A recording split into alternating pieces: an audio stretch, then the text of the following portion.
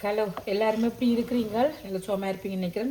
வேலையால் சரியான பசி காலையோட இன்றைக்கி வேலையால் வந்தேன்னா என்ன சாப்பிட்றக்கு மிரக்கறி வேறையா இப்போ என்னத்தை கிடக்குன்னு பார்த்தா நார்மலாக சோறு எப்போவுமே வீட்டு இருக்கும். நேற்று தான் ராத்திரி தான் போட்டு வடித்தேன். நான் சோறு இருந்துச்சு, பருப்பு கறி இருந்தது, பருப்பு கறியும் ஓகே.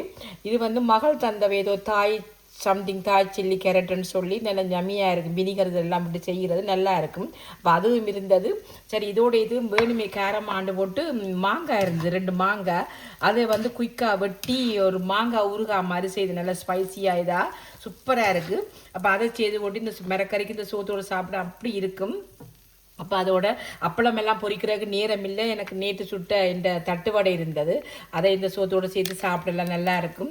நீங்களும் உங்களுக்கும் இப்படி ஒரு அனுபவம் இருந்தால் சொல்லுங்க. ஏனெண்டா பசி கேட்கல வீட்டில் என்ன பொருள் இருந்தாலும் அது எங்களுக்கு அமிர்தமாக இருக்கும். பசிக்கலைக்கு நீங்கள் அதுதான் வேணும் இதுதான் வேணுமென்று இல்லாமல் கிடக்கிறத வச்சு நாங்கள் சாப்பிடுவோம். என்ன அது உண்மையாக அந்த சாப்பிடக்க படாண்டு வயிறு ரம்பும். என்ன உங்களுக்கு இப்படி அனுபவம் இருந்தால் நீங்கள் சொல்லுங்க. நாங்கள் என்னதான் இருந்தாலும் வீட்டு சாப்பாடு மாதிரி வேற அதை என்ன கடவுளியை வாங்கி அவசரத்துக்கு வாங்குறது தான் சாப்பிட்றது தான். எனக்கெல்லாம் வீட்டு சாப்பாடு தான் உண்மையாக விருப்பம். ஏன்னா நான் கடை சாப்பாடு எனக்கு அவ்வளோ விருப்பம் இல்லை. வீட்டில் செய்து சாப்பிட்டா எனக்கு அது ஒரு நல்ல ஒரு ஹாப்பியாக இருக்கும். நீங்களும் இதே மாதிரி சாப்பிட்டு என்ஜாய் பண்ணுங்க. இந்த வீடியோ பிடிச்சிருந்தா எனக்கு லைக் பண்ணி சப்ஸ்கிரைப் பண்ணுங்க. நான் கணக்கு கதைக்கிறனோ இல்லையோன்னு எனக்கு கமெண்ட்ஸில் சொல்லுங்க. தேங்க்யூ ஃபார் வாட்சிங்.